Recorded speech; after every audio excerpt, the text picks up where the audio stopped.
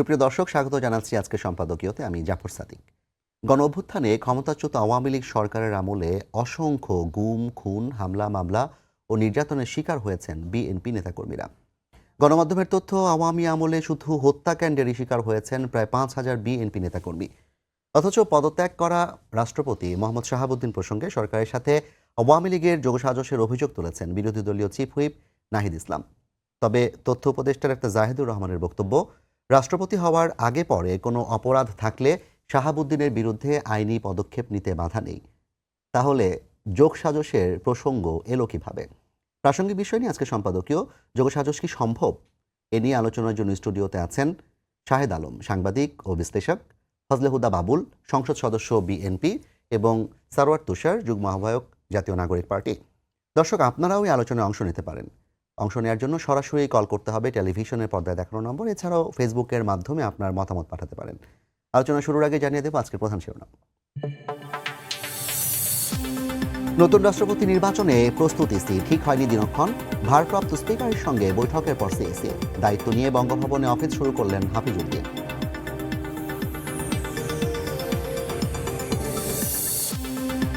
ওষুধের উৎপাদন খরচ কমাতে দেশেই হবে সিনথেটিক ল্যাব, বিশেষজ্ঞদের সঙ্গে প্রধানমন্ত্রীর বৈঠক। 16 ডিসেম্বরে থার্ড টার্মিনাল উদ্বোধন নিয়ে জাপানের সঙ্গে আলোচনা।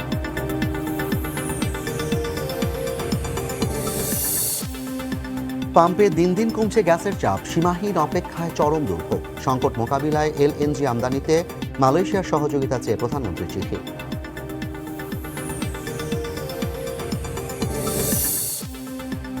যশোরে মাদ্রাসায় ঢুকে জামায়াত এমপির মেয়ে ও স্ত্রীর হামলা, আহত এক নারী। প্রতিবাদে বাসভবন ঘেরাও। রাবিতে শিবিরের হামলায় আহত 2 শিক্ষার্থী গ্রেপ্তার।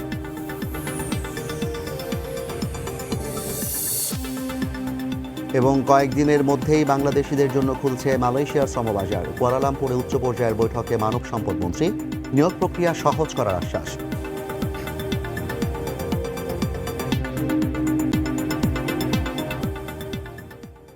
শাহেদ ভাই, বাবুল ভাই এবং তুষার ভাই, আপনাদের সবাইকে স্বাগত জানাই। শাহেদ ভাই, অনেকদিন পর আপনার সাথে বসা, এবং আপনি দেশেও এসেছেন অনেকদিন পর। একটু আপনার কাছ থেকে জানতে চাইবো, শুরুতে যে আমরা যে বিষয়টি নিয়ে আলাপ করলাম, যে বিএনপি দীর্ঘদিন আওয়ামী ফ্যাসিবাদের যেই নির্যাতন, নিপীড়ন, হামলা, মামলা, গুম খুনের শিকার হয়েছে, রাষ্ট্রপতি শাহাবুদ্দিনের পদত্যাগ ইস্যুকে কেন্দ্র করে বিরোধী দল, বিশেষ করে এনসিপি, জামায়াত নেতৃত্বাধীন যে জোট, তারা দাবি করছে তার বিচারের। এবং তারা বলছে যদি বিচার করা না হয়, নাহিদ ইসলাম স্বয়ং বলছেন, বিরোধী দলীয় চিফ হুইপ, তাহলে এটি আসলে বিএনপির সাথে আওয়ামী লীগের যোগসাজশের প্রমাণ হিসেবে দেখা হবে। তো আসলেই কি বিএনপির আওয়ামী লীগের সাথে যোগসাজশের কোনো সুযোগ কি আছে? এটা কিভাবে সম্ভব? আপনাকে অনেক ধন্যবাদ, সহলোচকদের ধন্যবাদ। নাহিদ কি হিসেবে বলেছে আমি জানি না, কিন্তু একটা কথা আছে, যদি আপনি থুতু উপরের দিকে ফেলেন সেটা আপনার মুখে পড়ার সম্ভাবনা থাকে বেশি। নাহিদ ইসলাম জুলাই অভ্যুত্থানের অন্যতম রোশনাই। তিনি এখন সংসদে আছেন। সংসদে আসার আগে তিনি উপদেষ্টা হিসেবে এই রাষ্ট্রপতির কাছেই শপথ নিয়েছেন। এই রাষ্ট্রপতির কাছে শপথ নেওয়ার পর যেই কতদিন তিনি দায়িত্বে ছিলেন, একবারের জন্য তাদের মুখ থেকে কিন্তু আমরা শুনিনি রাষ্ট্রপতির বিচার করতে হবে। এইটা যখন তারা দায়িত্ব হস্তান্তর করেছে, তারপর থেকে একটু একটু করে তারা সামনে নিয়ে আসে, এবং এখন তারা বলছে যে রাষ্ট্রপতির বিচার করতে হবে। এখন দেখুন, রাষ্ট্রপতিকে নিয়ে আমার কোনো প্রেম নাই, কিংবা আমার দৃঢ় বিশ্বাস বিএনপিরও কোনো প্রেম নেই। অতটুকু সময় রাষ্ট্রপতি একটা শেষ লাস্ট কনস্টিটিউশনাল হোল্ড, অর্থাৎ যখন একটা দেশে পার্লামেন্ট থাকে না, স্পিকার থাকে না, তখন কনস্টিটিউশনাল হোল্ড হিসেবে সর্বশেষ খুঁটি হিসেবে রাষ্ট্রপতি দায়িত্ব পালন করেছে। এবং সেই দায়িত্ব পালনের সময় আমরাও তার পক্ষে কথা বলেছি, যেটা আমাদের এই চুপ্পুকে দরকার এখন এই মুহূর্তে। ব্যক্তি চুপ্পু নিয়ে আমাদের কোনো প্রেম নেই। তো এখন একবার চিন্তা করুন তো দেখি, যদি শাহাবুদ্দিন যদি না থেকে আব্দুল হামিদ থাকতো এবং জিল্লুর রহমান থাকতো, দেখা গেল শেখ হাসিনার সাথে ওনারাও পালিয়ে গিয়েছেন, তাহলে এই রাষ্ট্র কোথায় যে থাকতো? আমরা কোথায়? আমাদের তো টার্গেটই ছিল 17 বছরের যে বঞ্চনা, রাজনৈতিক নিপীড়ন, ভোটহীনতা, গণতন্ত্রহীনতা। We wanted to come back to parliamentary democracy, বৈষম্যহীন বাংলাদেশ। সেই জায়গায় আমি তো মনে করি, যেটা আমি এর আগেও বলেছি, যে দুর্বল চিত্তের মানুষ হওয়ার কারণে চুপ্পু বরঞ্চ আমাদেরকে সহযোগিতা করেছে। এমনকি চুপ্পুর অপরাধটা কোথায় সেটা আমাকে খুঁজতে একটু সময় লাগবে। মানে আমি জানতে চাই যে অপরাধটা কোথায়। যদি অপরাধ হয়ে থাকে যে শেখ হাসিনার গুম খুমের সহযোগী হওয়া, তাহলে তো এই যে পার্লামেন্টে যে বক্তব্য দিল শেখ হাসিনাকে মাফিস্ট ফাফিয়ে হিসেবে, তাহলে তো সেটাও তো তার অপরাধ। অর্থাৎ যদি দৃঢ়চেতা রাষ্ট্রপতি আমরা চাই কিংবা বলি যে না রাষ্ট্রপতি বেঁকে দাঁড়াবে, তাহলে তো এই সংসদেও সে বেঁকে দাঁড়াইতো যে না আমি বলবো না শেখ হাসিনাকে মাফিস্ট বলবো না, মাফিয়া বলবো না, ফ্যাসিস্ট বলবো না। অর্থাৎ রাষ্ট্রপতির নিজের কিছু বলার নেই। রাষ্ট্রপতি একটা কলা গাছ। সে ব্যক্তি শাহাবুদ্দিনের আওয়ামী ব্রেন থাকতে পারে, তার যখন রাষ্ট্রপতি হওয়ার পূর্বে যদি তার দোষার থাকে, যেটা তথ্য উপদেষ্টা বলেছেন ডাক্তার জাহেদ, যদি অর্থ পাচার সংক্রান্ত অন্যান্য বিষয় সংক্রান্ত বিষয় থাকতে, ঠিক আছে সেটি নিয়ে আমরা কথা বলতে পারি। কিন্তু রাজনৈতিক মানে রোষ থেকে আমি কেন একটা পদ, রাষ্ট্রপতি পদটাকে আমি বিতর্কিত করব? সেই জায়গায় আমার কথা যে রাষ্ট্রপতির অপরাধটা কোথায় সেটা কি আমরা বের করতে পেরেছি কিনা। যদি নাহিদ ইসলামের কথায় অপরাধ হয়ে থাকে যে শেখ হাসিনার গুম খুমের সহযোগী, তাহলে নাহিদ ইসলামরা যখন ক্ষমতায় ছিলেন তার অধীনেই শপথ নিয়েছেন, তখন কেন তার বিচার পদত্যাগ চাননি, তাই না? তো এটা নিয়ে বিতর্ক চলবে। আমার মনে হয় যে এইটার মধ্যে তারাও যে বলছে, দাবি করছে এইটা নিয়ে যে রাজপথ আন্দোলন করবে, রাজপথ গরম করবে, এই ধরনের বাস্তবতা নেই, প্রেক্ষাপট নেই এবং এটা সম্ভাবনা। তারা কেবলমাত্র বিএনপির উপর একটি চাপ দেওয়া এবং এই কথার কথা যে বিএনপি আওয়ামী লীগ যোগসাজশ মিলে রাজনীতি করছে, তাদেরকে হয়রানি করার চেষ্টা করছে, এটার গ্রাউন্ড তৈরির একটা প্রচেষ্টা, যেটা রাজনৈতিক দল হিসেবে তারা করবেই, তাদেরকে এই সুযোগটুকু দিতেই হবে। সো আমি এর মধ্যে দোষের কিছু দেখি না। জি শাহিদ ভাই, আপনাকে ধন্যবাদ। আমি বাবুল ভাই একটু আপনার কাছে একটু পরে আসতে চাই। সারোয়ার তুষার, যেহেতু প্রসঙ্গ উঠেছে এনসিপি নিয়ে এবং নাহিদ ইসলাম নিয়ে আলাপ করছি আমরা, এবং সেখানে যোগসাজশের কথা এসছে, শাহিদ ভাই একটা কথা জিজ্ঞাসা করেছেন যে তারা কি আসলে বের করতে পেরেছে রাষ্ট্রপতির অপরাধটা কোথায়? আপনারা কি আসলেই রাষ্ট্রপতির অপরাধটা কি, কোন অপরাধের কারণে তার বিচার দাবি করছেন, তার বিরুদ্ধে ব্যবস্থা নেওয়ার দাবি করছেন, আপনাকে স্পষ্ট করতে পেরেছেন? আপনাকে ধন্যবাদ। আমরা বের করার বহু আগে বিএনপির মিডিয়া সেল থেকে 2022 সালে ইন ডিটেইলস তথ্য প্রমাণ সহ এই শাহাবুদ্দিন চুপ্পুর রাষ্ট্রপতিত্ব কেন অবৈধ এবং কেন তিনি দুর্নীতির দায়ে অভিযুক্ত, ডাবল পাসপোর্টধারী, এবং তিনি কিভাবে আপনার করাপশন বা বাংলাদেশ ওই যে আপনার ইসলামী ব্যাংক দখলের সাথে জড়িত, এটা বিএনপি মিডিয়া সেল থেকে ডিটেইলস মানে ফেসবুকে তাদের যেটা অফিসিয়াল পেজ সেখান থেকে বলা হয়েছিল। তো আমরা শুধু সেই কথাটাই রিপিট করেছি যে এরকম একজন লোক কিভাবে বিএনপির ব্যাকআপ পায়। কারণ তিনি তো কালের কণ্ঠে, আপনি জানেন যে বর্তমান সরকার ক্ষমতায় আসার পরে একটা পত্রিকায় তিনি সাক্ষাৎকার দিলেন, রাষ্ট্রপতি, তখন তিনি রাষ্ট্রপতি ছিলেন। তিনি কি বলেছেন সেখানে, যে আমি বিএনপির সহযোগিতা পেয়েছি। বিএনপি তরফ থেকে তো এটা প্রতিবাদ করা হয় নাই, এবং মানে আমরা সহযোগিতা করিনি এটা তারা ডিনাই করে নাই, তারা করেছে তখন। এবং তখন এই যে ধরেন 8 তারিখে আপনার শপথ নেওয়ার যে প্রেক্ষাপট, আর এরপরে আপনার সামনে অসংখ্যবার সুযোগ এসেছে যে তাকে সরিয়ে দেওয়ার, কিন্তু আপনি সেটা করেন নাই। বারবার যদি উদাহরণ হিসেবে দেখান 8 তারিখ, যে 8 তারিখে আপনি তার কাছে শপথ নিয়েছেন, তাহলে এটা জাস্টিফাইড হবে না। আপনার কাছে অনেকবার সুযোগ এসেছিল, বৈষম্যবিরোধী ছাত্র আন্দোলন, তৎকালীন বৈষম্যবিরোধী ছাত্র আন্দোলনের নেতারা বিএনপির সাথে কথা বলেছে, বিএনপির কাছে তাদের আর্জিটা জানিয়েছে যে এটা তাকে আমরা এখানে দেখতে চাই না, তাকে সরিয়ে দেওয়া উচিত। শাহিদ ভাই আরেকটা প্রশ্ন কিন্তু করেছে, 8 তারিখে শপথ নিয়েছেন, তাহলে যেই মানুষের কাছে শপথ নিলেন তাকে কেন সরিয়ে দিতে হবে, কিংবা তাহলে তার কাছে শপথই বা কেন নিলেন? শপথ ওই সময়ে কেন নিয়েছেন এটার প্রেক্ষাপট যদি আপনি আলোচনা করতে চান, তাহলে তারও আগে 5 তারিখে যখন তখনকার রাজনৈতিক দলগুলো কেন প্রথমে ক্যান্টনমেন্টে গেল এবং কেন পরবর্তীতে বঙ্গভবনে এই লোকের কাছে গেল, সেগুলো এবং তারা তো সব কিছু ওখানে সেটেল করে ফেলেছে। ওইটা করার পরে ওইটার ফলো আপ হচ্ছে শপথ। তো ওই সময়কার একটা বিশেষ পরিস্থিতি, হ্যাঁ ধরেন আমি ধরে নিলাম যে কথার খাতিরে যে ওটা ভুল হয়েছে, কিন্তু তার মানে এই না যে পরবর্তীতে আমি ওই ভুলকে অজুহাত হিসেবে দেখিয়ে বারবার আবার সুযোগ থাকা সত্ত্বেও ভুল করব। পুরো অন্তর্বর্তী সরকারের সময়ে একটা এক্সেপশনাল মেজার হিসেবে আমরা রাষ্ট্র পরিচালনা করেছি। প্রধান বিচারপতি ছিল না, আপনি প্রধান বিচারপতি যে বসিয়েছেন পরবর্তীতে, কোন আইনে বসিয়েছেন, সংবিধানে কোন ধারা অনুযায়ী, কোন অনুচ্ছেদ অনুযায়ী বসিয়েছেন, তো আপনি তখন এটা করতে পেরেছেন না। কিংবা যেটা শাহেদ ভাই বললেন, ওইখান থেকেও তো এটা একটা উত্তর আছে যে যদি তিনি পালিয়ে যেতেন ধরেন 5 তারিখে, তো মানে ফর্চুনেটলি তিনি পালিয়ে যান নাই, মানে একটা কোইন্সিডেন্টালি তিনি পালিয়ে যান নাই। যদি পালিয়ে যেতেন তাহলে সাংবিধানিক ধারাবাহিকতার কি হইতো? তখন আপনাকে একজনকে বসাতে হতো। তো তাহলে এইটা কোনো মানে অজুহাত হইতে পারে না যে 8 তারিখে তার কাছ থেকে শপথ নেওয়া হয়েছে রাষ্ট্রপতি পদের কাছে। তারপর আপনি রাষ্ট্রপতি পদের পদত্যাগ চাচ্ছেন, ওই ব্যক্তির পদত্যাগ চাচ্ছেন, রাষ্ট্রপতি পদে আপনি একজনকে বসাবেন। এবং বাংলাদেশে এরকম নজির আছে, আমি দেখাতে পারবো যে এরকম পার্লামেন্ট নাই, স্পিকার নাই, তখন রাষ্ট্রপতি কার কাছে পদত্যাগ করছে। এমনকি স্পিকার থাকা অবস্থায়, যেখানে সাধারণ নিয়ম হচ্ছে স্পিকারের কাছে আপনি পদত্যাগ করবেন, সেখানে স্পিকারকে বাইপাস করে কীভাবে প্রধান বিচারপতির কাছে পদত্যাগ করেছে, বাংলাদেশে এরকম নজিরও আছে। মানে ওই যে ডক্ট্রিন অফ নেসেসিটি, যা আপনার প্রয়োজন যদি সমস্ত রাজনৈতিক কনসেনসাস থাকে তাহলে এগুলো কোনো বিষয় না। এবং তার বিরুদ্ধে যে ইসলামী ব্যাংকের, আপনি যদি ডেইলি স্টারের সেই নিউজটা মনে করে দেখেন, একটা খুব সুন্দর প্রতিবেদন তারা করেছিল, the curious case of Chittagong connection. সেখানে কিন্তু ইন ডিটেইলস লেখা হয়েছে কিভাবে ইসলামী ব্যাংকে দখল প্রক্রিয়ার সাথে এই ভদ্রলোক জড়িত। এটা হচ্ছে তার একেবারে সরাসরি ফৌজদারি অপরাধের প্রশ্ন। এবং তিনি সংবিধান লঙ্ঘন করেছেন, এই কথাটা বিএনপির তরফ থেকেই বলা হয়েছে। কখন? যখন আপনি বললেন যে জুলাই সনদ বাস্তবায়ন আদেশটা একটা অবৈধ আদেশ, এটা কিন্তু আমরা সংসদে শুনেছি না এই কথা। তো জুলাই সনদ বাস্তবায়ন আদেশটা তো দিল রাষ্ট্রপতি। তো যিনি সংবিধানের লঙ্ঘন করলেন, এবং সংবিধান লঙ্ঘন করলে তো তাকে অপসারণ করাটা যৌক্তিক, কিন্তু সেটা তো তখন করা হয় নাই। বা আমরা এই এখন তাকে লন্ডনে পাঠিয়ে চিকিৎসা করে আসার পর এখন বলা হচ্ছে অসুস্থ। এবং এই যে আপনি এখন বললেন যে তিনি লন্ডনে গিয়ে শেখ হাসিনার সাথে কথা বলেছেন, তো শেখ হাসিনার সাথে তো তিনি বাংলাদেশে থেকেই যোগাযোগ রেখেছেন বারবার, এটা আপনারা জানেন বা বিএনপি জানতো তাহলে, এবং গোয়েন্দা তথ্যগুলোও ছিল তাদের কাছে।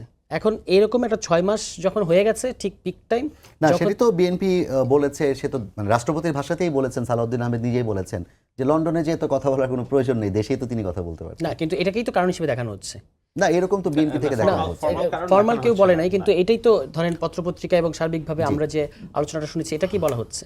আদারওয়াইজ ধরেন এই 6 মাস সরকারের থাকার অবস্থায় কেন তাকে পদত্যাগ করালো?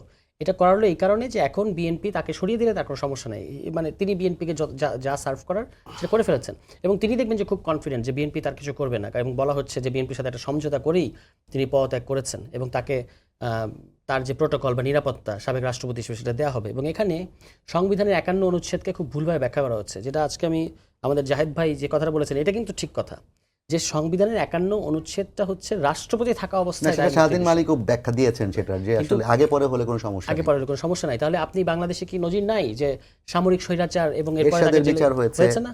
এবং তাহলে তিনি খন্দকার তো মোশতাকের নামে তিনি, মামলা আপনি কি হয়েছে। মনে করেন যে তিনি বৈধ রাষ্ট্রপতি? তিনি তো একটা অবৈধ রেজিমের রাষ্ট্রপতি ছিলেন, তার নিয়োগ প্রক্রিয়াটা অবৈধ ছিল।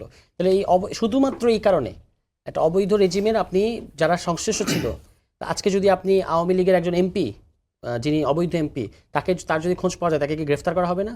কেন করা হবে? আর কিছু অপরাধ না থাকলেও শুধু অবৈধ রেজিমের এমপি হয়েছে, এটাই তো যথেষ্ট। তাহলে রাষ্ট্রপতির ক্ষেত্রেও তো একই কথা প্রযোজ্য হবে, যে তিনি ওরকম একটা অবৈধ রেজিমের রাষ্ট্রপতি হলেন কেন?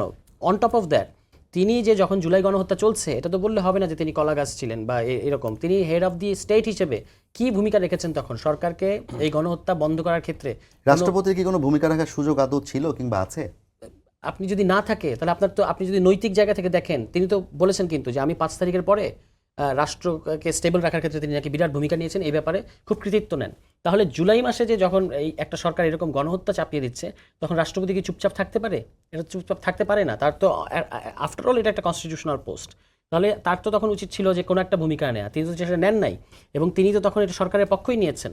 এই কারণে, এই সমস্ত কারণে তাকে গ্রেফতার করাটাই হয়তো গণ-অভ্যুত্থানের স্পিরিটের সাথে সঙ্গতিপূর্ণ। হিসেবে আপনার কাছে আবার আসবে রাহুল ভাই, আপনাকে দীর্ঘ সময় অপেক্ষা করিয়েছি। আমি জাস্ট আপনাকে একটু প্রসঙ্গ টেনে দিতে চাই যে কিছু পত্রিকা সংবাদ এভাবে করেছে যে 3 কারণে শাহাবুদ্দিনকে সুরক্ষা দিতে পারে বিএনপি। একটি কারণ বলা হচ্ছে যে বিএনপির মূল্যায়ন 5 আগস্টের পরে শাহাবুদ্দিন যেটি করেছেন সেটি বিএনপির মূল্যায়নে থাকছে। 2 নম্বর হচ্ছে সাংবিধানিক ধারাবাহিকতা রক্ষার কথা, যেটি কিনা শাহেদ আলম ভাই বলে, এবং 3 নম্বর হচ্ছে যে সরকার এই মুহূর্তে আর কোনো ধরনের অস্থিতিশীল পরিবেশ চায় না, রাষ্ট্রকে এক ধরনের স্ট্যাবল পজিশনে নিয়ে অর্থনৈতিক যে সব উন্নয়ন কিংবা আইন শৃঙ্খলা পরিস্থিতি সেটি নিয়ন্ত্রণে মনোযোগ দিতে চায়। এটি হচ্ছে গণমাধ্যমের বিশ্লেষণ।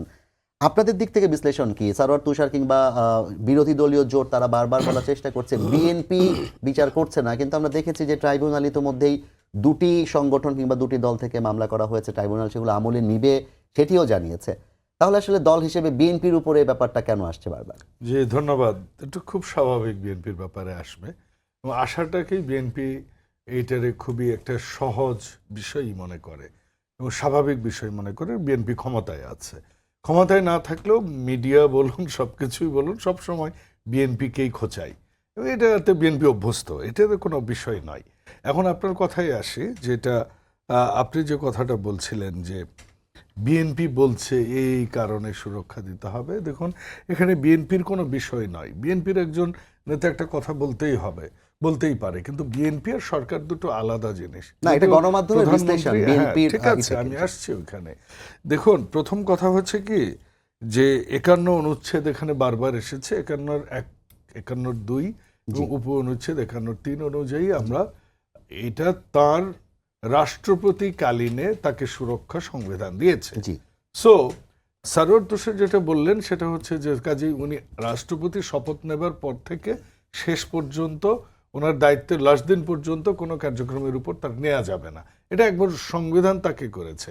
এখন বলুন যে সংবিধান কাকে, এই সংবিধান সমন্বয় রাখার পেছনে সবচেয়ে ভূমিকা কারা রেখেছে? সবচেয়ে বড় ভূমিকা রেখেছে এনসিপির ছেলেরা। তারা যে শপথ নিয়েছেন এই রাষ্ট্রপতির কাছে, এবং যে কথাটা সারোয়ার তুষার বললেন যে ক্যান্টনমেন্টে যে সব রাজনৈতিক নেতৃবৃন্দ এখানে যে সব কিছু ঠিক করে এসেছে, আপনি যদি তখনকার সেনাপ্রধান, যিনি এখনও সেনাপ্রধান, তার কথাটা যদি শুনে দেখেন, ওখানে কিন্তু বিএনপির মহাসচিব স্যার ছাড়াও প্রত্যেকটা দলের নেতৃবৃন্দ কিন্তু সেখানে ছিল, জামাতের প্রতিনিধি ছিল, মামুনুল হক পর্যন্ত সেখানে ছিলেন। তো কাজেই ওই দিনটাই কিন্তু আমি নিজেই রাজপথে ছিলাম, আমি শহীদ মিনার থেকে ফিরছিলাম, থার্ড গেট যেটাকে জাহাঙ্গীর গেট বলে এখন, ওই দিকটা তারা বের হয়ে আসলেন, আমরা দেখলাম কে কে বাসের মধ্যে আছে। এবং ইন্টারেস্টিংলি উনি কিন্তু একবারও, সেনাবাহিনী প্রধান একবারও বিএনপির নাম মুখে নেননি, উনি কিন্তু জামাতের নাম নিলেন প্রথমে। খেয়াল করেছেন কিনা? হ্যাঁ, উনি ঠিকই বলেছেন, ক্যান্টনমেন্টের ওখানে অনেক কিছু ঠিক হয়েছিল। ঠিক হয়েছিল বিএনপিকেও শেষ করে দেওয়ার জন্য, ঠিক হয়েছিল এদেশে গণতন্ত্রটা বন্ধ করে দেওয়ার জন্য, ঠিক হয়েছিল যারই ধারাবাহিকতা আমরা পরবর্তীতে দেখেছি, ডিসি বলেন, ওসি বলেন, এসপি বলেন, সচিব বলেন, সব একটা নির্দিষ্ট গোষ্ঠীর থেকে নেওয়া হবে এবং তারা দেশ চালাবে। ঠিক হয়েছিল দেশটা 5-7 বছর তাদের যারা তাকে মানে একদম মানে কি বলবো পিতাপুত্রের মতো সম্পর্ক ছিল, অধ্যাপক ডক্টর ইউনূস সাহেবের সাথে, তারা এটাকে 5 বছর 7 বছর নিয়ে, আর গণমাধ্যমে অনেক কথা এসেছে। শুধু তাই নয়, ইলিনয় বিশ্ববিদ্যালয় থেকে ধার করা আমেরিকান নাগরিক এদেশে নিয়ে এসে এই দেশ ঠিক করার তারা প্রয়াস করেছে, এবং সর্বশেষ প্রয়াসটা তারা করেছিলেন ব্যালটের মাধ্যমে। যখন সেই ব্যালটে আমরা দেখেছি 4টা ধারা, ক, খ, গ, ঘ, যেটার সাথে কিন্তু আপনার সেই সংসদ ভবনের দক্ষিণ প্লাজায় স্বাক্ষর করার সেই জুলাই সনদের সাথে সম্পৃক্ততা ছিল না। এই কারণেই বিএনপি বলেছে যে এইটা অবৈধ আদেশ বলেনি, বলেছে বিএনপি এটার সংবিধানে এরকম কোনো আদেশের কোনো অপশন নেই বর্তমান সংবিধানে, এটাকে অবৈধ বলেনি। কারণ অবৈধ বললে তো রাষ্ট্রপতি, অবৈধ হলে 133টা অধ্যাদেশের মধ্যে প্রায় 90-95 অধ্যাদেশ আমরা সংসদে রাত দিন খেটে পাশ করলাম। সেখানে শুধু তাই নয়, এই যে এই জামাত এনসিপির লোকেরা কিন্তু আপনারা খেয়াল করে দেখবেন যে এখন এসে দেশটা যখন জুলাইয়ের স্পিরিট কি, আজকে এই যে আপনার অনুষ্ঠানের মাধ্যমে আমি জুলাইয়ের সকল শহীদদের প্রতি বিনম্র শ্রদ্ধা জ্ঞাপন করছি, এবং সেই সাথে যারা জীবিত আছে তাদের পরিবারের যারা অঙ্গহানি, তাদের সবার প্রতি সমবেদনা, এবং জুলাই যোদ্ধায় যারা সম্মুখ সারিতে ছিলেন প্রত্যেকের প্রতি আমার স্যালুট। এবং জুলাইয়ের যে স্পিরিটটা কি, আমরা কথা বলতে পারবো, আমরা আমাদের ভোটাধিকার রক্ষা করতে পারবো, আমরা সমাজে বৈষম্য দূর করতে পারবো, আমাদের দেশের স্বাস্থ্য ব্যবস্থাটা ভালো হবে, আমাদের শিক্ষা ব্যবস্থাটা ভালো হবে, আমাদের ভবিষ্যৎ প্রজন্মে যেসব তরুণরা শিক্ষিত বেকার আছে তাদের কর্মসংস্থান করতে পারবো, আমরা পরিবেশের ভারসাম্য নিয়ে আসতে পারবো, আমরা মুক্ত তথ্য প্রবাহ এদেশে আমরা চালু করতে পারবো, আমরা মুক্ত গণমাধ্যম দেব, আমাদের গণমাধ্যম থেকে টকশো করে নিচে নেমে আমাদের যেন এজেন্সির দৌড়ানি খাইতে না হয়, যেটা একসময় হয়েছে। আমাদের সেই সমাজ ব্যবস্থার জন্যই তো আমরা সেই জুলাইটা ঘটিয়েছি।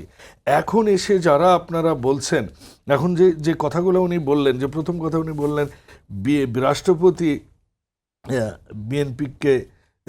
বিএনপির ব্যাকআপ পেয়েছে বা এখনো পাবে উনি বললেন, তাহলে বিএনপি তো রাষ্ট্র ক্ষমতায়, তাহলে আপনিই বললেন যে ওনার মামলা এখনো 2টা চলমান।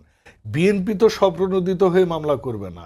স্বরাষ্ট্রমন্ত্রী জনাব সালাউদ্দিন আহমেদ একটা কথা খুব ক্লিয়ারলি বলেছেন, উনি বলেছেন যে যেসব কারণে বিরোধী দল তার বিরুদ্ধে অ্যাকশন নেয়ার যে কথা বলছেন সেগুলো আমলে নেয়ার মতো কোনো আইনগত ভিত্তি নেই, বলেনই নিবে না, নাম্বার 1। নাম্বার 2, আমরা তো কাউকে অ্যাড দিয়ে বলছি না যে ভাই কেউ যেন ওনার বিরুদ্ধে কোনো মামলা না করেন। হ্যাঁ, উনি ঠিকই বলেছেন, রাষ্ট্রপতি মোহাম্মদ শাহাবুদ্দিন উনি সেই ইসলামী ব্যাংকের শেয়ার বলেন, আর দুদকের কমিশন তদন্ত থাকবার সময় 30 লক্ষ টাকা ঘুষের গল্প বলেন, কিংবা ওনার আপনার কি বলবো সেই এমনকি উনি একটা কথা বলেছেন প্রাইম মিনিস্টার পদধূলি দেন না, ওনার সেই অনৈতিক অবস্থানগুলো আমরা জানি এবং এটাকে আমরা অস্বীকার করি না। কিন্তু ওনাকে আপনারা যখন বৈধতাটা দিলেন, আপনারা সংবিধান যখন আপহোল্ড করলেন, যখন নির্বাচন হলো, তখন বিএনপি একটা গণতান্ত্রিক দল। বিএনপি দেশের স্বাধীনতা, সার্বভৌমত্ব এবং দেশের বাইরে বাংলাদেশের সুনামটাকে ধরে রাখার জন্য চেষ্টা করেন। আমরা যদি রাষ্ট্রপতি প্রত্যেকটারই এরকম করি, আপনারা কেন, আপনারা কি উনি এগুলা করেছেন? আর ওই যে কি স্পিকার আব্দুল হামিদ, মোহাম্মদ আব্দুল হামিদ, তাকে arrest করেন। তাকে করার কথা আপনারা বলেন না কেন? না, ট্রাইব্যুনালে তার বিরুদ্ধে অভিযোগ করা হয়েছে। অভিযোগ করা হয়েছে, মামলা করেন না কেন? কয়টা লোক জামাত এনসিপির লোকেরা আওয়ামী লীগের বিরুদ্ধে মামলা করেছে, আর বিএনপির কয়টা করেছে? আমরা বলতে চাই যে দেশকে যদি শান্তিতে আপনারা রাখতে চান, মাননীয় প্রধানমন্ত্রীর যে কর্মসূচিগুলো আছে, যেগুলো বৈষম্য দূর করবে সমাজে, অর্থনীতি সুদৃঢ় করবে, কারখানা উৎপাদন শুরু হবে, কৃষকেরা তাদের ধানের ন্যায্য মূল্য পাবে, সার পাবে, কৃষকরা শান্তিতে থাকবে, মানুষের ঘরে ঘরে আমরা স্বাস্থ্য সুবিধা পৌঁছে দিব, এগুলোর যদি ক্রিটিসিজম থাকে আপনারা করেন, আমরা মেনে নিব।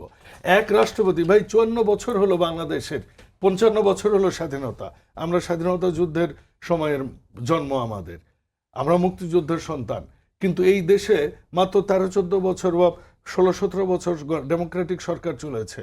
বাকি সব সময় আমরা দেখেছি রাষ্ট্রপতি মেয়াদ শেষ করতে পারেনি। এবং সেই জায়গা থেকে আপনারা যখন কথা বলেন যে 55 বছরে আমরা কি পেয়েছি, 55 বছরের ভাই আমরা এখন একটা সুন্দর জামা পরি, আমরা ছোটবেলায় থাকতে বছরে একটা পাঞ্জাবি পাইতাম না, এখন তো আমরা বছরে 30টা পাঞ্জাবি কিনে অনেকে, আমরা তো দেখি, তারা যখন টকশোতে আসে অনেককে আমরা দেখি। সেইভাবে আমরা 55 বছরে আমরা ডেমোক্রেটিক জিনিসটাকে আমরা আগায় নিতে হবে। তো আমাদের এই যে আগামী 3 মাস হলো ক্ষমতায়, মানে সরকার পরিচালনা আমরা করছি, 5 মাস হলো, একজন বলে বসলেন বিএনপি ফ্যাসিস্ট। আরে ভাই, আপনি তো বলতেই পারেন, সমস্যা নাই তো, কিন্তু আপনি তো কুলিং পিরিয়ডও দিচ্ছেন না। আপনি তো, শেখ হাসিনা বলছিল সূক্ষ্ম কারচুপি হবে, আপনারা তো আরেক গল্প করেন। আপনি বলছেন যে ক্যান্টনমেন্টে সব সেটেল হয়েছে, ক্যান্টনমেন্টে কি কি হয়েছে আমরা জানি, 626 জনকে কারা পারাপার করে দিয়েছে আমরা জানি, কাদের হাতে টাকা গিয়েছে আমরা জানি। 5 তারিখে উনি পালিয়ে যাননি, এটা বলে একটা কোইন্সিডেন্ট, সবাই পালিয়ে গেল, উনি পালিয়ে গেলেন না। উনি যেভাবে সংবিধানকে আপহোল্ড করেছেন, আমাদের 54 বছরে আমরা 22 জন রাষ্ট্রপতিকে পেয়েছি, অ্যাভারেজ 2.5-3 বছর করে এক একজন রাষ্ট্রপতি পেয়েছে। এ দেশের রাষ্ট্রপতি পদটা তো, যেটা উনি বলেছেন অলংকার, আমি এটার সাথে একমত নয় আসলে। এবং উনিও যেটা বলেছেন যে রাষ্ট্রপতির ক্ষমতা নেই, আমি মনে করি রাষ্ট্রপতি হচ্ছে আপনার সশস্ত্র বাহিনীর, তাকে রিপোর্ট করেন, রাষ্ট্রপতি সংবিধানকে আপহোল্ড করেন, রাষ্ট্রপতির দেশের স্বাধীনতা সার্বভৌমত্বের প্রতীক। আমরা আর কত এসব কাটাছেড়া কিন্তু কর্তৃত্ব বলতে তো রাষ্ট্রপতির আসলে প্রধান কর্তৃত্ব একটি প্রধানমন্ত্রীকে নিয়োগ দেওয়া, একটা হচ্ছে প্রধান বিচারপতি। তাহলে সেই প্রধানমন্ত্রীও তো আসলে রাষ্ট্রপতি শুধু স্বাক্ষর করা ছাড়া তার কিছুই করতে হয় না। না, আরো অনেক কিছু করতে পারে। প্রত্যেক সময় আপনি দেখবেন রাষ্ট্রপতি তখনই চেঞ্জ হয়েছে যখন জাতির দুর্যোগ হয়।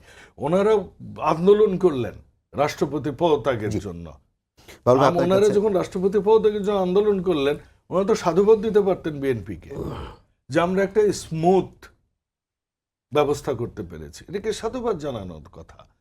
সেটাকে না জানায় বেশ কিছু বিষয় আরেকটা কথা উনি বলেছেন যে অবৈধ আদেশ দিয়েছেন বিএনপি, কি এই রাষ্ট্রপতি, বিএনপি বলেছে, তাই না? না, জুলাই সনদের ব্যাপারটা নিয়ে তিনি বলেছেন। হ্যাঁ, আরে ভাই, রাষ্ট্রপতি তো এটা ব্যাখ্যাও করেছে, রাষ্ট্রপতি এটা তো বলেছেনও যে কেন উনি এটা দিয়েছেন। কারণ পুরো ব্যবস্থাটা, প্রশাসনিক ব্যবস্থাটা তো জামাত এনসিপি দ্বারা তৈরি করা ছিল, ওনার হাতে তো কিছু ছিল না, ওনাকে তো বাধ্য করা হয়েছে এটা করে। তারপর কি 5 তারিখের পর, জুলাই মাসের পর ওনার ভূমিকা নিয়ে আপনি কোন প্রশ্নটা তুলতে পারবেন? আপনি আমাকে বলেন তো, যদি তুলতে পারেন তাহলে বলেন। তো আপনি মানুষকে যদি আপনি সুযোগ না দেন, সময় না দেন, রিকনসিলিয়েশন করতে না দেন, আপনি বলেছেন যে মিডিয়া সেলে বিএনপি এটা বলেছে, আমি তো এখনো বলি, তার 5ই আগস্টের আগের গল্পগুলো তো বললামই, কিন্তু আমি আবার পাশাপাশি এটাও বললাম, আপনি তো আব্দুল হামিদকে নিয়ে কথা বলছেন না, আপনি তো ওই যে মরণোত্তর বিচার তো আপনি করছেন না, কি নাম ওনার, জিল্লুর রহমানের, আপনি ওনাকে নিয়ে লেগে গেছেন, যিনি আপনাকে হেল্প করেছে দেশের ডেমোক্রেটিক সিস্টেমটাকে আপহোল্ড করার জন্য। একটা ইলেকশন হয়েছে, এক দেশে ডেমোক্রেটিক অবস্থা ফেরত এসেছে, আপনি তাকে নিয়ে লেগে পড়েছে। বাবুল ভাই, আবার ফিরবো আপনার কাছে। শাহেদ আলম ভাই, আপনাকে যেহেতু বাবুল ভাই বেশ কয়েকটি প্রসঙ্গ নিয়ে এসেছেন, সর্বশেষ যদি আমি বলি যে এনসিপি জামায়াত একটা দাবি করেছে যে সূক্ষ্ম কারচুপি করতে চায় বিএনপি, এরকম বিভিন্ন ইস্যুতে। তার মধ্যে একটা অন্যতম ইস্যু হচ্ছে যে যেটা আজকে কিংবা গতকালকেই ঘটেছে, নির্বাচন কমিশন অতিরিক্ত সচিব মোহাম্মদ শামসুল আলমকে অতিরিক্ত সচিব হিসেবে নিয়োগ দেওয়া, যিনি 2018 সালে উপসচিব ছিলেন, এবং তার বিরুদ্ধে জামায়াতের যিনি সেক্রেটারি জেনারেল তিনি অভিযোগ করেছেন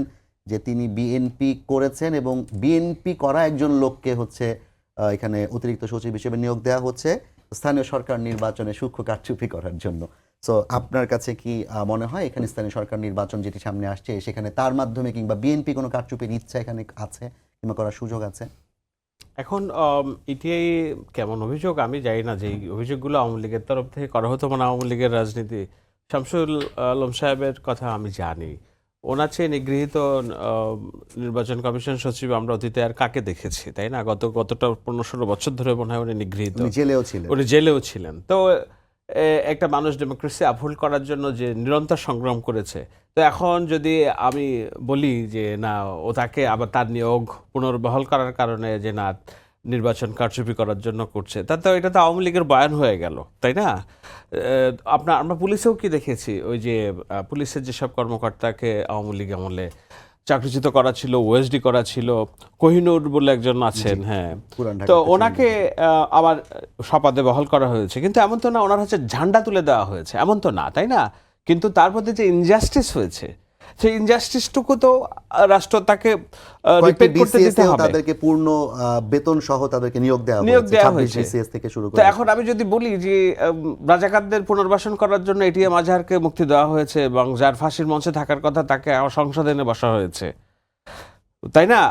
তাহলে তো এটাও কি তাহলে সমপরিমাণ হয় কিনা? নাকি এই যুক্তিটা তারা দেখাচ্ছে যে তাদের বিচার ব্যবস্থার নামে তাদের উপর যে ইনজাস্টিস হয়েছিল সেটা কারেক্ট করার সুযোগ হয়েছে বলে এখন তিনি আবার সংসদে এসেছেন।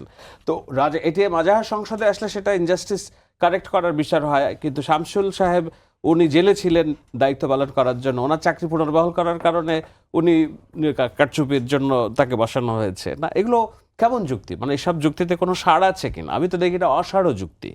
আজকের দুনিয়ায় প্রত্যেকটা মানুষের হাতে মোবাইল ফোন, প্রত্যেকজন মানুষ সাংবাদিক, মোবাইল জার্নালিস্ট, ক্যামেরা। কোথাও কোনো একটা এমপি কোন জায়গায় কাকে নিয়ে যাচ্ছে সেটাও তো ক্যামেরার বাইরে থাকছে না। মানুষ কতটা প্রতিবাদী যে একজন এমপির কন্যা মাদ্রাসার শিক্ষার্থীকে আঘাত করেছে, এই অভিযোগে পুরো এলাকাবাসী এসে এমপির বাসায় এসে হানা দিচ্ছে। এটা আপনারা কল্পনা করছেন দুদিন আগে কোথাও? সো এখন এই বাংলাদেশে আপনি নির্বাচন কারচুপি করবেন কিভাবে? থোড়াছা তো আত্মবিশ্বাস রাখলো, তাই না? একটু আত্মবিশ্বাস তো রাখা উচিত যে না, এই বাংলাদেশে এটা সম্ভব না। আমরা আগের যে বাংলাদেশ, সেটা তো 5 তারিখের আগে বিদায় জানিয়েছি। লুটপাটের বাংলাদেশ, ভোটবিহীন রাতের ভোট করার বাংলাদেশ, আমির ইলেকশন করার বাংলাদেশ, তাই না? আপনি বলেন যে 5 তারিখের পর এই সরকার পরিচালনায় কোন উদ্যোগটা মনে হয়েছে যে না কারচুপি এবং যেন তেন করে ক্ষমতায় থাকার একটা প্রচেষ্টা করা হচ্ছে? আমি তো বরঞ্চ দেখি উল্টাভাবে, সেটা হলো জনগণের মন জয় করার সবগুলো উপায় বিএনপি অ্যাপ্লাই করছে। আপনি দেখেন ছাত্র সংগঠনগুলো একটা ক্যাম্পাসে দেখাতে পারবেন গত 5 মাসে ছাত্রদল একটা হল দখলে নেওয়ার চেষ্টা করেছে। বরঞ্চ আমরা কি দেখেছি, আওয়ামী লীগের আমলে আবরার হত্যাকাণ্ড, ছাত্রলীগ শিবির ট্যাগ দিয়ে যাদেরকে হত্যাকাণ্ড করা হতো, মার দেওয়া হতো, সম্মিলিত মানে প্রতিরোধের একটা প্রয়াস ছিল। হকি স্টিক, রামদা, হেলমেট নিয়ে রাজশাহী ইউনিভার্সিটিতে, আমি আজকে নাম বলতে চাই না, এক বদমাস ছেলে দেখেন ছাত্রলীগ ট্যাগ দিয়ে আরেকজনকে মারছে কিভাবে। তো এইগুলা তো ফিরে আসছে, এগুলো তো আওয়ামী লীগেরই। এই ফ্যাসিস্ট কালচার, এই ফ্যাসিবাদী মাফিয়া চরিত্রটা কেবল সরকার বদল হয়েছে, কিন্তু চরিত্র তো বদল হয় নাই। চরিত্রটা ওই ভূতটা, ফ্যাসিজমের ভূতটা পড়ে গিয়েছে এই যে ধর্মের নামে যারা রাজনীতি করছে। সুতরাং আপনি বরঞ্চ ছাত্রদলকে দেখেন, ছাত্রদলকে পেটাচ্ছে, শিবির পেটাচ্ছে, কিংবা আপনার ক্যাম্পাসগুলোকে অস্থিরতা তৈরি করছে। নির্বাচন ব্যবস্থা নিয়ে কেন তারা এই জিনিস তৈরি করবে? আমি তো বরঞ্চ ওই কথাটা বলি, মনে রাখি যে না,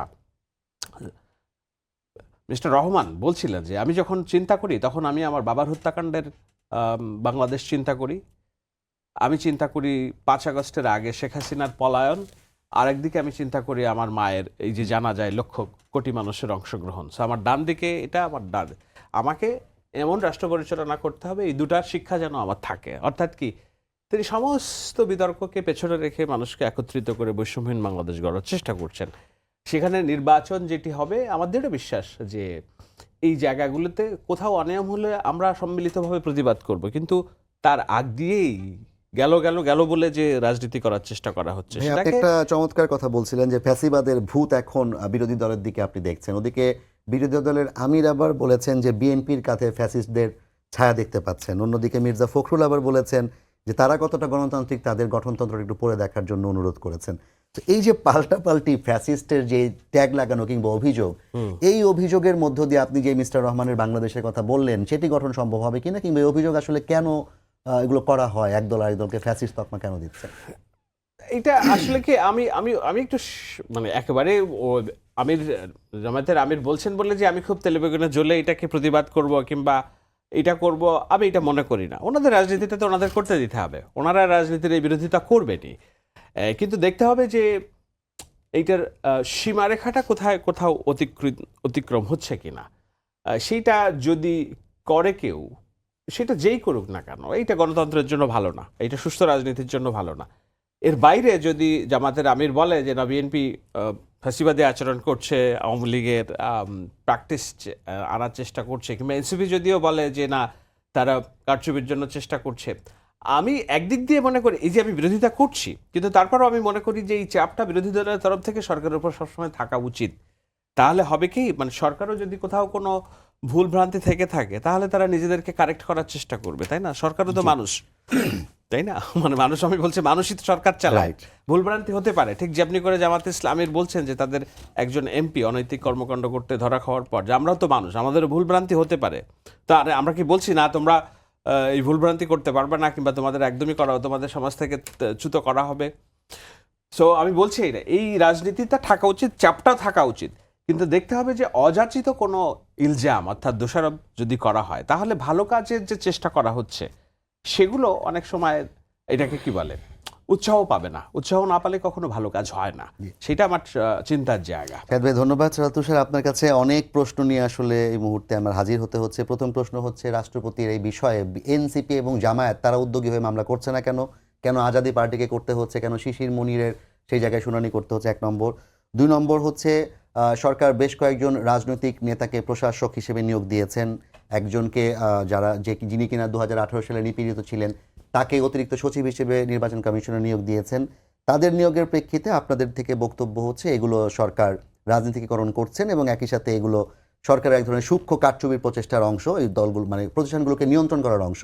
অন্যদিকে তারা আবার বলছেন আমরা বিএনপি করেছি, বিএনপির জন্য নির্যাতিত হয়েছি, তাহলে আমরা যদি নিয়োগ না পাই জামায়াতের লোকজন কি নিয়োগ পাবে তাহলে এখানে? আমরা কি অযোগ্য কিনা সেটি প্রশ্ন তারা করেছেন। 3 নাম্বার সর্বশেষ যেটা আপনি করতে চাই, শাহেদ ভাই শুরুতে একটা কথা বলেছেন, থোড়া সা তো ইয়াকিন করলে না, মানে খানিকটা তো একটু অন্তত বিশ্বাস করেন। আপনারা বিশ্বাসটা কেন আনতে পারছেন না? আচ্ছা, প্রথম হলো যে আমরা তো রাজনৈতিক দল, আমাদের কাজ তো মামলা করা না। মামলা করতে পারে, আমরা শুধু বলছি যে তাকে অ্যারেস্ট করা দরকার, তার অপরাধগুলো যাচাই করা দরকার। মামলা এটা যে কোনো ব্যক্তি করতে পারে, এমনকি সরকারের এখানে একটা বড় ভূমিকা আছে। কিন্তু রাজনৈতিক দল যদি এখন মামলাবাজির মধ্যে থাকে তাহলে তো আমাদের স্বাভাবিক কার্যক্রম। কিন্তু এখন তো সরকার আসলে সরকারবাদী মামলা যত কম করা যায় সেই চেষ্টা করছে, পুলিশবাদী মামলা না, নিষেধ সেটা করা হলো যে হয়েছে। আপনি হয়রানি করবেন না মামলা করে, যেগুলো মেরিট আছে সেগুলো করবেন না কেন, সেগুলো আপনি ব্যবস্থা নেবেন না কেন? আপনার কাছে তো সেই অথরিটি আছে। আর দ্বিতীয়ত হচ্ছে যে দলীয়করণ বা যে প্রশ্নগুলো তুললেন তার আগে একটা জিনিস বলি, এই যে শাহেদ ভাই সুন্দর করে বলেছেন ফ্যাসিবাদী মাফিয়া চরিত্র উনি বিরোধী দলের মধ্যে দেখতে পাচ্ছেন, এটা মজার ব্যাপার। ছাত্রদল কি পেটাচ্ছে, এই কথাগুলো বললেন না। আজকের হবিগঞ্জের ঘটনা হলো যে আমাদের ওখানে পদযাত্রা, সেখানে সার্জিস আলম এবং নাসিরউদ্দিন পাটোয়ারির গাড়ি বহরে হামলা হয়েছে। একটা স্কুল পড়ুয়া ছেলের চোখ গুরুতর আহত, মানে আমরা আশা করবো যে এটা তার চোখ অক্ষত থাকবে। তো এই হামলাগুলো কিন্তু করেছেন ওইখানকার স্থানীয় এমপি জি.কে. গৌস সাহেব, তার লোকজন, মানে তার ছাত্রদলের নেতাকর্মীরা, এবং প্রত্যেকের পদবি সহ এগুলো এখন ইন ডিটেলস আসা শুরু করেছে। আমরা অলরেডি এগুলো ভেরিফাই করেছি। তো এই হামলার কারণ কি? আমরা বিরোধী দল কি প্রোগ্রাম করবো না? এবং আপনি সেখানে ছাত্রদল এই ধরনের সন্ত্রাসী আচরণ বা আগের ছাত্রলীগ স্টাইলে এভাবে গাড়ি বহরে হামলা করবেন, গাড়ি ভেঙে চুরমার করবেন। আমরা একটা কি বলে রেন্টেকারের একটা গাড়ি ভাড়া করলাম, সেই গাড়ির ড্রাইভারকে মারার কারণ কি? তো গরিব মানুষ, আমাদের সাথে উনি কি বলে, আমরা তাকে অর্থের বিনিময়ে নিয়ে গেছি, তাকে আমরা পে করব, তার উপরে ক্ষোভের কারণ কি? এবং আমাদের নেতাকর্মীদের ওখানকে মারলেন কেন? তো এটা তো সেই প্যাটার্ন যে বিরোধী দলের পলিটিক্যাল প্রোগ্রামে হামলা করা। আচ্ছা, এটা গেল। ফলে এটা এটা আমি দেখবো যে বিএনপি কি ব্যবস্থা নেয়, বা আমরা দেখতে চাইবো যে বিএনপি এটার বিরুদ্ধে কি ব্যবস্থা নেয়, দলীয় ব্যবস্থা নেয় কিনা। এটা ওইখানকার স্থানীয় এমপির ঘনিষ্ঠ নেতাকর্মী, তার প্রত্যেকের ছবি আছে এমপির সাথে, তারাই হামলার সাথে জড়িত। দলীয়করণ প্রসঙ্গটা হচ্ছে এটা, হ্যাঁ এটা বিএনপি খুব বলে, বিএনপির লোকজন বলে যে আমরা তো বঞ্চিত ছিলাম, আমরাই তো ওখানে যাওয়ার কথা, কিংবা হচ্ছে যে আমরা যাবো না তো কে যাবে, জামাত যাবে কিনা। তো জামাত কি গত 15 বছর 17 বছর ইয়ে ছিল? যদি আপনি নির্যাতিত ছিলেন এটা যদি হয় যোগ্যতার মাপকাঠি, তাহলে সেই বঞ্চিত তো জামায়াতও ছিল, অন্যান্য দলও ছিল। না তুষার, আপনি না ঠিক আছে ভাই, আপনি করলে আমি বলেন এটা নিয়ে আপনার বিতর্ক সময়। ওকে করব। Please, okay no problem. Okay, মূল কথা হচ্ছে যে আপনি দেখবেন যে ওই নিয়োগটা বিএনপির প্রতিশ্রুতি এবং যেভাবে ওখানে নিয়োগ দেওয়ার কথা ওই সমস্ত প্রতিষ্ঠানে সেরকম নিয়োগ হচ্ছে কিনা। অর্থাৎ বিএনপি বলেছে আমি দলীয়করণ করবো না এই সমস্ত প্রতিষ্ঠানে, এটা তার 31 দফায় আপনি পাবেন। আমি রাষ্ট্রীয় প্রতিষ্ঠানগুলোতে দলীয়করণ, সংকীর্ণ দলীয়করণের ঊর্ধ্বে উঠে আসবো। বিশেষত সাংবিধানিক প্রতিষ্ঠানগুলো অত্যন্ত স্পর্শকাতর। এখন যে লোকের কথা হচ্ছে, যাকে অতিরিক্ত সচিব পদমর্যাদা নিয়োগ দেওয়া হয়েছে নির্বাচন কমিশনের মতো একটা সাংবিধানিক প্রতিষ্ঠানে, এটা কেন স্পর্শকাতর? এটা অন্য যে কোনো প্রতিষ্ঠানের সমালোচনা একরকম, আর এটার ব্যাপারটা আরও গভীর। কারণ হলো বাংলাদেশে ইলেকটোরাল প্রসেসটা বন্ধ হয়ে যাওয়ার কারণেই বাংলাদেশে একটা গণঅভ্যুত্থান হয়েছে। কাজে ইলেকটোরাল প্রসেসটা এতটুকু দাগ লাগুক এটা আমরা কেউ চাইবো না, ঠিক আছে?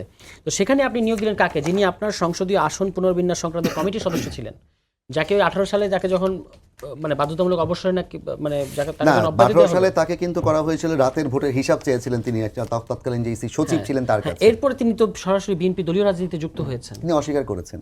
না, তিনি সংসদীয় আসন পুনর্বিন্যাস কমিটির সদস্য ছিলেন, এটা অস্বীকার, এটা ফ্যাক্ট। তিনি বলছেন তিনি বিশেষজ্ঞ হিসেবে সেখানে ছিলেন। না, এখন তিনি, আপনি ধরেন ওই যে আপনার এখন যিনি বাংলাদেশ ব্যাংকের গভর্নর, তিনিও তো বিশেষজ্ঞ হিসেবে বিএনপির যে 41 সদস্য বিশিষ্ট নির্বাচন পরিচালনা কমিটি সেটার অংশ ছিলেন, তাই না? পরে তাকে তো এখানে আমরা দেখলাম একটা সময় তো আমরা সবাই বিএনপি ছিলাম, তাই না?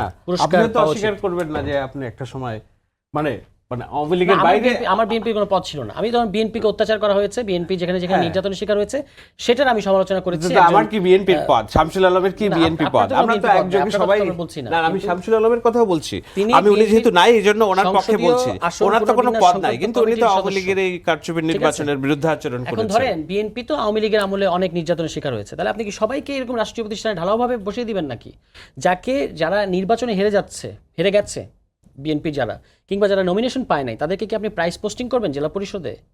এটা তো বিএনপিকে তার প্রতিশ্রুতিটা মনে রাখতে হবে যে তারা নির্বাচন আগে কি বলেছে, এইটাকে আপনি বাস্তবায়ন করবেন না 31 দফার মধ্যে, যে আপনি সংকীর্ণ দলীয়করণে ঊর্ধ্বে উঠবো। আপনি কি আপনার দলীয় জাসাসের নেতা কিংবা এই ধরনের ব্যক্তিবর্গ ছাড়া, বা আপনার শিক্ষা সম্পাদক ছাড়া বিশ্ববিদ্যালয়ে বসানোর জন্য কাউকে পাচ্ছেন না? ভাইস চ্যান্সেলর, একটা সার্চ কমিটি করেন। সার্চ কমিটি করে একটা সময় পর্যন্ত স্ট্যান্ডার্ড ছিল, ওই এমাজউদ্দিন সাহেবরাও বাংলাদেশে ভিসি হয়েছে, কেউ আপত্তি করে নাই। তা সবাই জানতো তারা একটু বিএনপি অ্যালাইন্ড, বিএনপি ঘেঁষা, তাতে কেউ আপত্তি করে নাই, কারণ নিরপেক্ষ লোক আসলে নাই। একটা ধরনের আজাতীয়তাবাদী মতাদর্শ কিংবা একটা দলের সাথে আপনার মতাদর্শ আপনি শেয়ার করতে পারেন, কিন্তু দলীয় পদধারী ব্যক্তি আর বিএনপি ঘেঁষা ব্যক্তি দুটো কিন্তু দুই জিনিস। তো এইটুকু সংযম আগে বিএনপি দেখাতে পেরেছে, এখন সেই সংযম গেল কোথায়? ঠিক আছে, এখন আপনি সমস্ত জায়গায় আপনি দেখেন যে সেদিনও 12টা প্রতিষ্ঠানে কাদের বসানো হয়েছে, 12টা প্রতিষ্ঠান নিয়ে যে সব বিএনপির লোকজনকে ওখানে আপনি বসিয়েছেন। তারপর হচ্ছে আপনি আরেকটা লাস্ট প্রশ্ন করলেন, কি বিষয়ে সম্ভবত, যে থোড়া সা তো ইয়াকিন করো। আচ্ছা দেখুন, শাহেদ আলম ভাইয়ের কোট। এটা হলো আমি রাজনৈতিক ক্ষেত্রে, রাজনীতির মাঠে সরকার বিরোধী দলের সুসম্পর্ক, বিশ্বাস, আস্থা সব থাকুক, এটা আমি চাই। কিন্তু যখন রাষ্ট্রীয় প্রতিষ্ঠানের বিষয়, সেখানে তো আমি ভালো লোক এইটার উপর নির্ভর করে আপনি একটা প্রতিষ্ঠান চালাতে পারেন না। প্রতিষ্ঠান চলবে কতগুলো প্রসেসের উপরে, যে কারণে সৎ লোকের শাসন এই কথাটা খুব বেশি আমার কাছে অত গুরুত্বপূর্ণ মনে হয় না। কারণ হচ্ছে এই যে জুলাই সনদ, যদি সৎ লোকের শাসনটাই বিষয় হতো তাহলে জুলাই সনদ কিছু লাগে না, সৎ লোকই তো সব ঠিক করে ফেলবে। জুলাই সনদটা আপনি এই জন্যই করছেন যে আপনি ব্যক্তির গুণ দোষের উপর নির্ভর করতে চান না। You want to develop a process, যে এই প্রসেসের মধ্য দিয়ে সবাই চলবে। আপনি ব্যক্তি হিসেবে কেমন, আমি ব্যক্তি হিসেবে কেমন, এটা টোটালি ইরিলেভেন্ট এই ক্ষেত্রে। এখানে আপনি যা আপনার পদে বসবেন, সেই পদের যা দায়িত্ব, আপনি তো বললেন যে কাউকে আসলে নিরপেক্ষ কাউকেই পাওয়া যায় না, তো সেই ক্ষেত্রে সরকার পরিচালনার জন্য প্রতিষ্ঠানগুলো গুরুত্বপূর্ণ। সেখানে বসে যদি বিএনপি নেতৃত্বাধীন সরকারের কার্যক্রমকে বাধাগ্রস্ত করার চেষ্টা করা হয়, সেটি কি বিএনপিকে সরকার পরিচালনা করতে ক্ষতিগ্রস্ত করবে? এক্সিকিউটিভ আর অন্যান্য রাষ্ট্রীয় প্রতিষ্ঠান যেগুলো সাংবিধানিক এবং যেগুলো সংবিধিবদ্ধ প্রতিষ্ঠান, আপনি দেখেন না সাংবিধানিক এবং সংবিধিবদ্ধ প্রতিষ্ঠানের নিয়োগ প্রক্রিয়া নিয়ে বিএনপি কি বলেছে তার নির্বাচনী ইশতেহারে। আমি বলেছি যে আপনি দলীয় পদধারী সরাসরি ব্যক্তিকে না বসিয়ে, সমাজে এমন অনেক সুশীল সমাজ আছে, অনেক আপনার লোকজন আছে যারা আপনাদের মতদর্শে বিশ্বাস করে, তাদেরও বসালে এটা নিয়ে এত বিতর্ক হবে না। কিন্তু যখন দলীয় শিক্ষা সম্পাদক বসিয়ে দেন ভাইস চ্যান্সেলর হিসেবে, তখন কি বাংলাদেশে কি আর এমন শিক্ষক নাই যারা জাতীয়তাবাদী মতাদর্শে বিশ্বাস করে এবং ভাইস চ্যান্সেলর হওয়ার জন্য উপযুক্ত? কিংবা আপনি জাসাসের নেতাকে বসিয়ে দিলেন, আপনি কুয়েটে নাকি খুলনা বিশ্ববিদ্যালয়ে যাকে ছাত্ররা আন্দোলন করে যাকে পদত্যাগ করিয়েছে তাকে আবার বসাচ্ছেন। এটা সরাসরি ছাত্রদেরকে অপমান করার মতো। বাংলাদেশের সকল রাজনৈতিক সরকার একটা প্রজ্ঞা দেখিয়ে থাকে যে ছাত্র আন্দোলনকে তারা আন্ডু করতে চায় না। ছাত্র আন্দোলন যেটা অর্জন সেটাকে তারা কখনো আন্ডু করে না, ওটাকে সবসময় রেসপেক্ট করে। কিন্তু একেবারেই 1 বছরেরও কম সময়ের মধ্যে যাকে পদত্যাগ করিয়েছে সেই লোককে আবার আনার কারণ কি? এটা সম্ভবত কুয়েট অথবা খুলনা বিশ্ববিদ্যালয়ের ঘটনা, আমার এক্সাক্ট মনে নাই। মূল বিষয়টা হচ্ছে ওখানে আপনি কি আরেকটা কুয়েটের কথা বলছেন আপনি। কুয়েটে, ওকে, তাহলে ওখানে কি আরেকটা বিএনপিপন্থী শিক্ষককে ভাইস চ্যান্সেলর বানাতে পারতেন না? জি, বিএনপিপন্থী শিক্ষকের কি অভাব আছে? তো আমাদের এই সমাবেশ শেষ টোটাল হয়ে জিনিসটা আসছে। হচ্ছে আপনার বিএনপির, আমরা মনে করি যে প্রতিশ্রুতি তারা দিয়েছিল 31 দফারই এখানে দফারফা হয়ে যাচ্ছে। জি, ধন্যবাদ আমি আপনাকে। এটা নিয়ে বিতর্ক করছি না, কিন্তু তুষারকের একটা প্রশ্নের উত্তর দেবো ভাবছিলাম, তো ওটা বলে ফেলি। Sure. যেটা বলছে যে বিএনপি যদি নির্যাতিত হয়ে থাকে তাহলে জামাত কি বঞ্চিত ছিল কিনা? আমি তো মনে করি জামাত বঞ্চিত ছিল না। জামাত তার পরিচয় লুকিয়ে আওয়ামী লীগের প্রত্যেকটা স্তরে স্তরে তারা রাজনীতি করেছে, পদ পদবি নিয়েছে। এমনকি রাজশাহী বিশ্ববিদ্যালয়ের যে ছেলেটা আজকে ছাত্রলীগ অভিযোগে আরেকজনকে পেটালো, এও ছাত্রলীগের মিছিল করেছে। এটা ছবি আমার কাছে আছে, ছাত্রলীগের হয়ে মিছিল করেছে। এই জন্যই তো দেখলাম 5 তারিখের পরে ঢাকা বিশ্ববিদ্যালয় থেকে শুরু করে হেন কোনো জায়গা নাই। এমনকি এই 64 জেলার ডিসির অন্তত 50 জন সব আসলো থেকে লুঙ্গির নিচ থেকে আসলো, এবং এদের সবাই রাতারাতি যারা শেভ করতো তারা হঠাৎ করে একটু দাঁড়িয়ে রাখলো এবং তারা সব জামাত ইসলামের হয়ে গেল। সুতরাং বঞ্চনার ইতিহাস যখন বলেন তখন বিএনপির সাথে জামাতের বঞ্চনা বঞ্চিতের ইতিহাস যদি মেলান তাহলে ওই জায়গায় একটু আপনাকে বাদ রাখতে হবে। এতটুকু আমি জাস্ট ধরিয়ে দিলাম। কিন্তু 16 থেকে না, দাঁড়িয়ে নিয়ে আমার আপত্তি নাই, আমি বলছি দাঁড়িয়ে আপত্তি। আর একটা বিষয় সেটা হলো ওই যে কুষ্টিয়া ইউনিভার্সিটির যে ভিসির কথা, এখন আমি কুয়েটের কথা বলছিলেন। কুয়েট, হ্যাঁ, কুয়েট না, এটা ইসলামী বিশ্ববিদ্যালয়। আমি কুয়েটে। যাক, আমি একেবারেই মানে ব্লাজেন্টলি আমি খুব দলীয় এজেন্ডা বাস্তবায়নের পক্ষে আমি খুব ওকালতি করব না। আমি কিছু বিষয় একমত যে হ্যাঁ, একেবারে সরাসরি রাজনীতি করে এরকম ব্যক্তি না বসিয়ে বিএনপি ঘরানার জাতীয়তাবাদী বিশ্বাসী লোকজনকেও হয়তো বসানো যেত, সেটা একই পারপাস সার্ভ করতে হয়তো বিতর্ক কম হতো, আই এগ্রি। কিন্তু আপনাকে অ্যাট দ্য সেম টাইম এটাও দেখতে হবে যে যেই বিশ্ববিদ্যালয়ের কথা বলছে, যেই প্রক্রিয়ায় তাকে ক্ষমতাচ্যুত করা হয়েছিল সেটা তো অশোভন ছিল না। সাধারণ ছাত্রের নাম দিয়ে একটা গুপ্ত সংগঠনকে দিয়ে আপনি এই প্রত্যেকটা বিশ্ববিদ্যালয়, প্রত্যেকটা কলেজে ছাত্র রাজনীতি নিষিদ্ধ, শিক্ষক রাজনীতি নিষিদ্ধের আন্দোলন করলেন। পরে দেখা গেল যে যখন সংসদ নির্বাচন আসলো, ইচ অ্যান্ড এভরিওয়ান ইজ পদধারী গুপ্ত শিবির ছাত্রলীগের নেতা। তো আপনার তো এই সততা তো থাকতে হবে।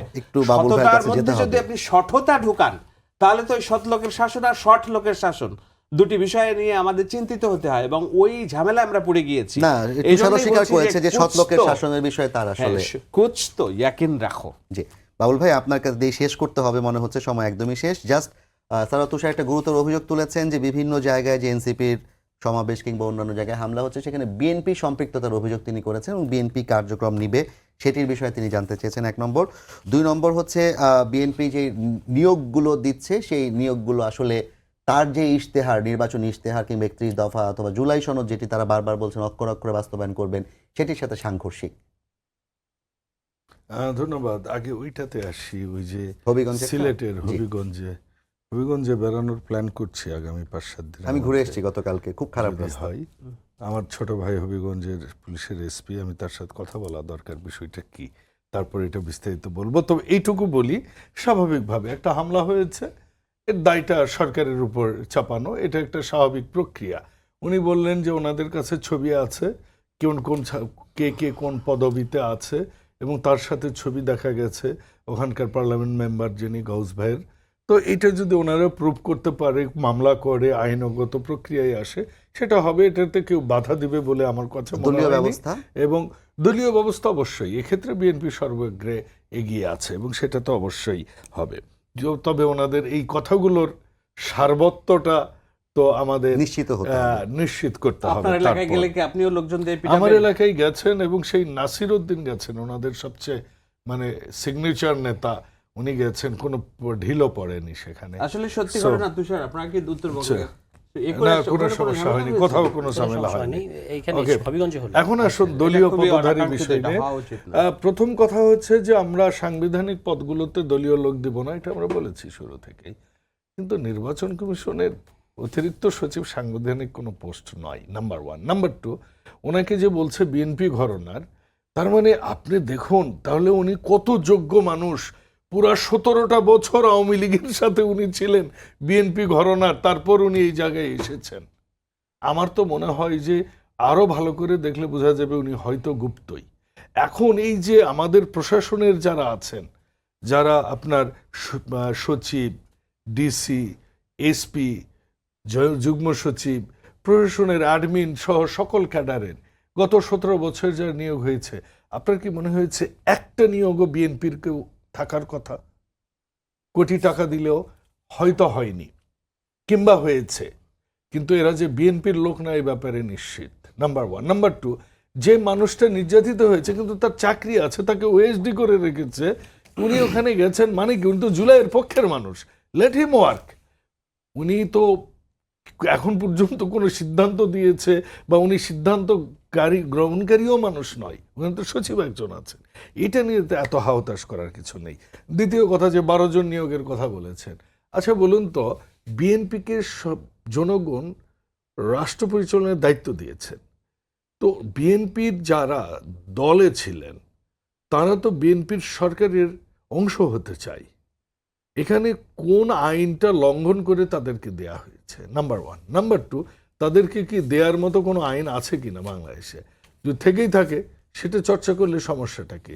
তৃতীয় কথা হচ্ছে, বিএনপিতে দেখুন কুটির শিল্প সম্পাদক আছে, প্রশিক্ষণ বিষয়ক সম্পাদক আছে, তাঁত বিষয়ক সম্পাদক আছে, কৃষি সম্পাদক আছে। তাদের কাজ কি? তারা তো দলীয় এজেন্ডা বাস্তবায়ন কোনটা করবে? দলীয় ইস্তেহার। বিএনপি যে ইস্তেহারগুলো দিয়েছে, এখানে তো আমরা সচিবে কোনো মানে ওই তাঁত বোর্ডের সচিব তো আমরা দিইনি বিএনপির কোনো লোককে, এখানে বোর্ডের প্রধান দিয়েছি, রাইট? সো এইটা তো খুব স্বাভাবিক। সেখানে হচ্ছে কি না হচ্ছে, এই জায়গাগুলোতে দলীয় লোকগুলো থাকবে, এটাই স্বাভাবিক। হ্যাঁ, আপনি বলতে পারেন পুলিশের সাব ইন্সপেক্টর নিয়ে গিয়ে দলের ইয়ে হচ্ছে কিনা, যেটা আওয়ামী লীগ করতো, পুলিশের নিয়োগে হচ্ছে কিনা, বিসিএসে হচ্ছে কিনা, সরকারি কর্ম কমিশনে আপনি বিএনপির থেকে 100 জন লোক নেওয়া হচ্ছে কিনা, বিএনপির পদধারী ছাত্র দলের ছেলেদেরকে নেওয়া হচ্ছে কিনা, you can raise the question.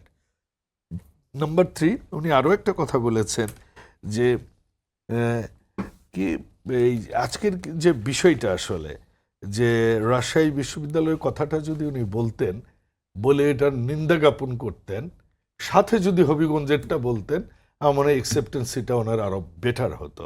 এবং সেরকম প্রত্যাশা কিন্তু আমরা এনসিপির কাছ থেকে আশা আমি করি। একটু সরাসরি জানতে চাই রাজশাহী নিয়ে আপনার বক্তব্য আসলে। আচ্ছা, দেখুন, আমি এনসিপির উপর রেসপেক্ট রেখে একটা কথা বলতে চাই। আপনি চিন্তা করছেন, এই ফ্যাসিস্টদের কথাই কিন্তু জামাতের আমির বললেন, যদিও ওনারা জামাতের আমির বলেন না, ওনারা বললেন আমিরে জামাত। আমি জানি না এর মধ্যে কি রহস্য রে ভাই, কোরআনের কোথায় আছে যেভাবে উল্টা। একসময় বলতেন তারা কি বাংলাদেশ জামাতে ইসলাম এখন বলে, একসময় বলতেন জামাতে না, ইসলাম। এটা আরবি ব্যাকরণ মেনে বলেন, যেহেতু শব্দটা আরবি, এই জন্য আরবি ব্যাকরণ আমরা মেনে ভাই বলেন। রাষ্ট্রভাষা আরবি চাই, তাই না? আবার আমরা এটা 2026 একটা আন্দোলন করি, সারাদিন ওই আন্দোলনের মধ্যে উনি একটা কি বলছে, আমার খুব খারাপ লেগেছে, যে ঘরে ঘরে দুর্গ গড়ে তুলুন। এর মধ্যে আমরা কিন্তু কোনো একটা স্লোগান শুনতে পাচ্ছি। এই যে গুপ্তরা, এই সুপ্তরা এদেশে আছে, কিন্তু আমাদের একটু সাবধান হতে হবে প্রত্যেকের, যদি আমরা জুলাইকে আফোল্ড করতে চাই, জুলাই শহীদদের যদি আমরা রেসপেক্ট করতে চাই। ধন্যবাদ আবুল ভাই, আমাদের সময় শেষ হয়ে গেছে। শাহেদ আলম ভাই, আপনাকেও ধন্যবাদ। সারাতুষা, আপনাকেও ধন্যবাদ জানাচ্ছি। দর্শক, আমরা এতক্ষণ কথা বলছিলাম যে রাজনৈতিক যে প্রেক্ষাপট বর্তমানে, বিশেষ করে মোহাম্মদ শাহাবুদ্দিনকে ঘিরে যে রাজনৈতিক আলাপচারিতা চলছিল, এবং পাশাপাশি বিএনপির বিরুদ্ধে বিরোধী দলের যে অভিযোগ এবং বিরোধী দলের ব্যাপারে বিএনপির যে আপত্তি কিংবা অনুযোগ, সেগুলোর বিষয়ে তো আজকের সম্পাদক এখানে শেষ করছি। আগামীকাল আবারও দেখা হবে একই সময়, দেখার আমন্ত্রণ রইল। শুভরাত্রি।